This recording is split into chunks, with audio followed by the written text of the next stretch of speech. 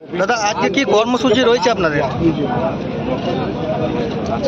আজকে কি কর্মসূচি রয়েছে আপনাদের? আজকে আমাদের এখানে গোগলা অঞ্চলে আমাদের একটা বড় র্যালি হবে আমাদের। এই র্যালির মাধ্যমে আমরা গোগলা অঞ্চলে যারা সম্পূর্ণ নাগরিক রয়েছে তাদেরকে একটা বার্তা দিতে চাই যে এখানে যে সন্ত্রাস চলছে, তৃণমূলের সন্ত্রাস, সেই সন্ত্রাসের বিরুদ্ধে ভারতীয় জনতা পার্টি এখানে কিন্তু মাঠে নেমেছে এবং আগামী দিনে সাধারণ মানুষের পাশে আমরা থাকবো। আর এই সন্ত্রাসকে সন্ত্রাস মুক্ত অঞ্চল হিসেবে গোগলা অঞ্চলটাকে একটা ঘটনা শোনা গেল যে একটা হামলার ঘটনা শোনা গেছে, দুষ্কৃতীরা হামলা করেছে, বিষয়ে কি বলবেন?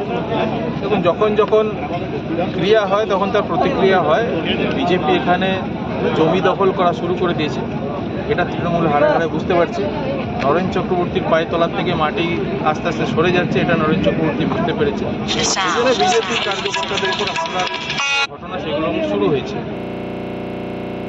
বিজেপির কর্মীরা তো জানেই, উনি সেগুলো সবাইকে আরেকবার মনে করিয়ে দিয়েছেন এবং তাদের যে অকাত আছে সেটা তাদেরকে বলে দিয়েছেন।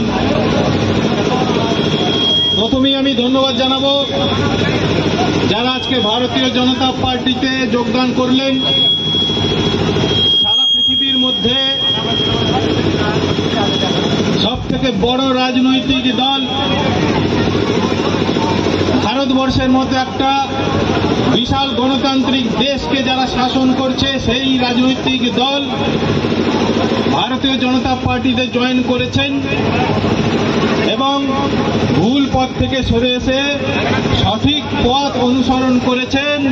সেজন্য তাদেরকে আমি স্বাগত জানাচ্ছি ভারতীয় জনতা পার্টিতে এবং তাদেরকে আমি আমাদের পার্টিতে বাকি কর্মী যারা রয়েছেন তাদেরকে অনুরোধ করব তাদের সঙ্গে একাত্ম হয়ে তাদেরকে সঙ্গে নিয়ে তাদের কাঁধ মিলিয়ে তৃণমূলের বিরুদ্ধে লড়াই সেটাকে জোরদার করার জন্য। দেখুন, যখন কুরুক্ষেত্রের যুদ্ধ হচ্ছিল, একদিকে কৌরব সেনা, একদিকে পাণ্ডবদের সেনা যুদ্ধ করার জন্য প্রস্তুত। তখন ভগবান শ্রীকৃষ্ণ রথ থেকে নেমে কৌরব সেনাদের উদ্দেশ্যে বললেন, এটা ধর্মযুদ্ধ, এটা ন্যায়ের সঙ্গে অন্যায়ের যুদ্ধ, এটা ধর্মের সঙ্গে অধর্মের যুদ্ধ। কৌরব পক্ষের মধ্যে এখনো পর্যন্ত যারা ধর্মের পথে যেতে চান তারা এখন এই যুদ্ধক্ষেত্রের মধ্যে পাণ্ডবদের দলে যোগদান করুন। আমাদেরও আহ্বান থাকছে তৃণমূলের সেই সমস্ত লোকেদের কাছে যাদের মধ্যে বিবেক আছে, যাদের মধ্যে ভদ্রতা রয়েছে, তাদের কাছে আমার আহ্বান রইল যে এখন অধর্মের পথ ছেড়ে, অন্যায়ের পথ ছেড়ে, দুর্নীতির পথ ছেড়ে, তৃণমূল কংগ্রেস ছেড়ে ভারতীয় জনতা পার্টিতে যোগদান করুন। আপনাদের আমরা স্বাগত জানাবো। কিন্তু পাশাপাশি এটাও আমি বলে দিতে চাই, তৃণমূলের কোন নেতা যারা দুর্নীতির সঙ্গে যুক্ত রয়েছে, যারা সন্ত্রাসের সঙ্গে যুক্ত রয়েছে, যারা মানুষকে শোষণ করছে, এই রকম ছোট বড় কোন নেতাকে ভারতীয় জনতা পার্টি গ্রহণ করবে না, তাদেরকে ভারতীয় জনতা পার্টি দলে নেবে না। আজকে যে এলাকায় দাঁড়িয়ে আমরা বক্তব্য রাখছি বা আজকের কর্মসূচি করলাম, সেখানে ব্যাপক দুর্নীতি চলছে। আমাদের রাজ্য নেতা মাননীয় জিতেন্দ্র দাস সবার সামনে পরিষ্কার করে বলেছেন, কিন্তু আমি একটা জিনিস উল্লেখ করা দরকার আমার, সেটা হচ্ছে এখানকার যারা কয়লা চোর, তারা এখানকার ইসিএল এর স্থানীয় ম্যানেজমেন্টের সঙ্গে যোগ সাজেশ করে হাত মিলিয়ে লোকাল কিছু দুর্নীতিগ্রস্ত যারা ম্যানেজমেন্টের মধ্যে রয়েছেন তাদেরকে ম্যানেজ করে তাদের সঙ্গে যোগ সাজেশ করে মানুষকে ঠকাচ্ছে, সরকারকে ঠকাচ্ছে, ইসিএল কে ঠকাচ্ছে, তারা কয়লা চুরি করছে। জিতেন্দ্র দা তৃণমূলের সমস্ত কয়লা চোরদের হুঁশিয়ারি দিয়েছেন।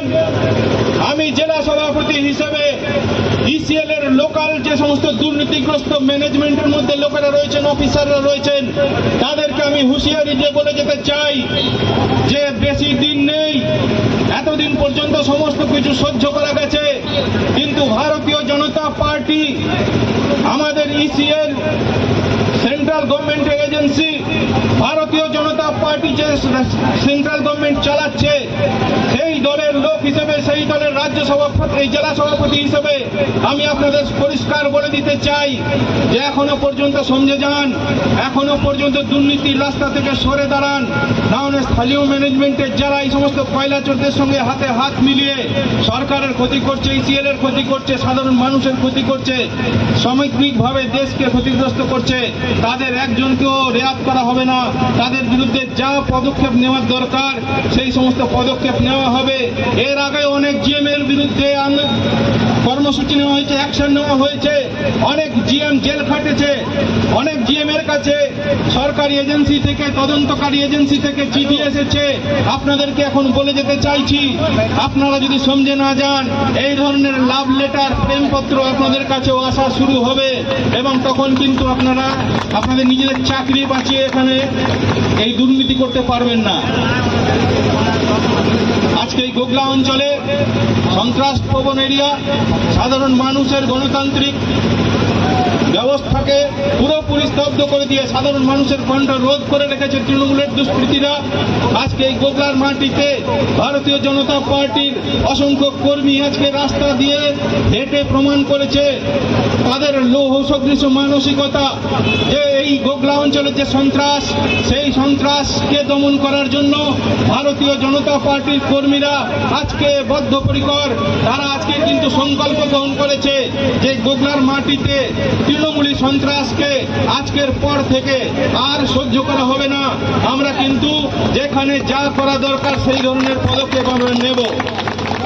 যারা সবাই এই কর্মসূচিতে অংশগ্রহণ করেছিলেন, পথ হেঁটেছেন, অদম্য সাহসের পরিচয় দিয়েছেন, ভারতীয় জনতা পার্টির একজন সক্রিয় কর্মী হিসেবে, নেতা হিসেবে বুক ফুলিয়ে সন্ত্রাসীদের সামনে রাস্তা দিয়ে হেঁটেছেন এবং এখানকার যে নেতা কিংপিন নরেন চক্রবর্তীর বিরুদ্ধে আপনারা স্লোগানে গলা মিলিয়েছেন, তাদের এই সাহসকে আমি কুর্নিশ জানাচ্ছি এবং তাদের সবাইকে আমি আগামী দিনের 2026-এ যে বিরাট লড়াই হতে চলেছে, সেই লড়াইয়ে পাণ্ডবেশ্বর সিট ভারতীয় জনতা পার্টি দখল করবে করবে করবে এই অঙ্গীকার করে এই লড়াইয়ের শপথ নিয়ে আমাদেরকে এখন থেকে ফিরতে হবে।